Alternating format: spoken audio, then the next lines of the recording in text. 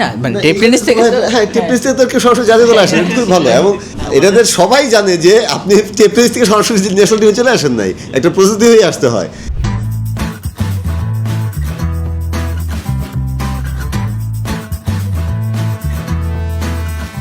যে ভাই সাকলাইনের যদি উত্থানই বলি, মানে উত্থানটা টেপ টেনিস ক্রিকেট থেকে শুরু করে টেপ টেনিস বললে সে রেগে যায়, টেপ টেনিস হলে টেপ টেনিস বললে রেগে যায়। আচ্ছা ও সেটা হার্ডবল ক্রিকেট খেলছে সেটা খুব একটা ফোকাস হয় না আর কি, এই জন্য বারবার সে মেনশন করে যে আমি কিন্তু হার্ডবল ক্রিকেট খেলেই আসছি, শুধু টেপ টেনিস খেলি নাই।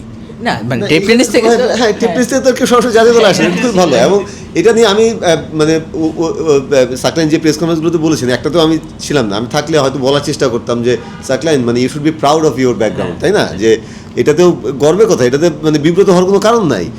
এটাদের সবাই জানে যে আপনি টেপ টেনিস থেকে সরাসরি ন্যাশনাল টিমে চলে আসেন নাই, একটা প্রস্তুতি হয়ে আসতে হয়। কিন্তু টেপ টেনিসে যে আপনি স্টার ছিলেন এবং টেপ টেনিস আপনার একটা ব্যাকগ্রাউন্ড, মানে শক্ত ব্যাকগ্রাউন্ডের জায়গায় আমি দেখি ফেসবুকে, আমার হয়তো ফ্রেন্ড লিস্টেও তারা নাই, কিন্তু চলে আসে তাদের ইয়াগুলো, যারা তার টেপ টেনিসে তার যারা সঙ্গী ছিলেন তারা খুবই প্রাউড তাকে নিয়ে। হ্যাঁ, সো এইটা তো তার তিনি আরও গর্ব করে বলা উচিত আমি মনে করি যে হ্যাঁ। টি-20 ক্রিকেটে এমন একটা জায়গা, আমাদের যদি প্রপার স্কাউটিং সিস্টেম থাকতো, ম্যাক্সিমাম প্লেয়ার দেখতো যে বিপিএলে ওখান থেকে আসতো। এতটা স্ট্রাকচার প্রফেশনাল মানে সিস্টেম আর কি টেপ টেনিস ক্রিকেটে এখন গত 4-5 বছরে হয়েছে আর কি, এত প্লেয়ার ওখানে খেলার এবং ফাইন্যান্সিয়ালি এতটাই ভালো অবস্থায় আর কি, অনেক প্লেয়ার ওখানে খেলে। যে আমাদের তো ওইরকম স্ট্রাকচার নাই ওই ট্যালেন্টগুলোকে তুলে আনার, ভেরি ফিউ আর কি, যেটা এখন তার সাকলাইন হচ্ছে ওইটা একটা লেটেস্ট উদাহরণ।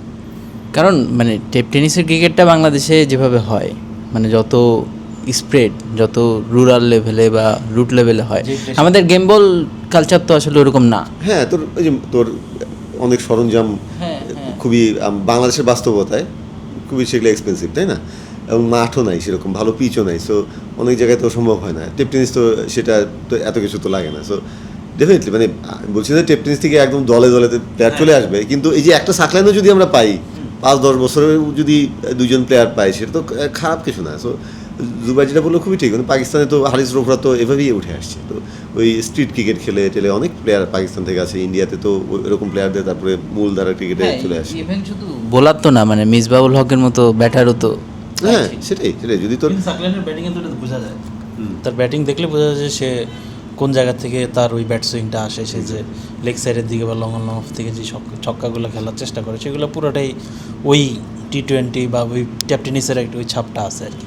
আর একটা মজার বিষয় হচ্ছে যে ও কিন্তু রনিবে যেটা বললাম, আমরা এর আগে একদিন মেনশন করছিলাম, একটা লম্বা প্ল্যানেরই প্রোডাক্ট একদিক থেকে।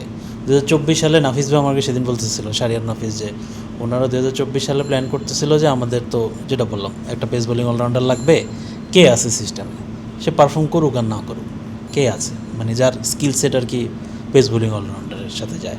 তখন ওনারা মানে সাকলাইনকে আইডেন্টিফাই করে। তার প্রিমিয়ার লিগ তখন খুব ভালো যায় নাই, বুঝছে এই প্রিমিয়ার লিগের 12টা দলের মধ্যে কে আছে যে এই রোল প্লে করে। তখন এই সাকলাইনের নাম আসে, তখন তারা পরের বছরই তারা ওকে এইচপিতে ঢুকায় আর কি।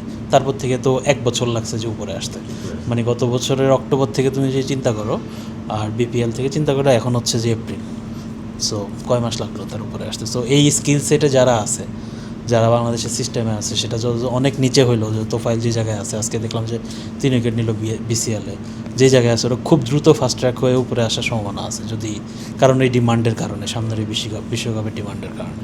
তোমার বিশ্বকাপে কেউ ইনজুর হতে পারে, ইভেন ইউ নেভার নো।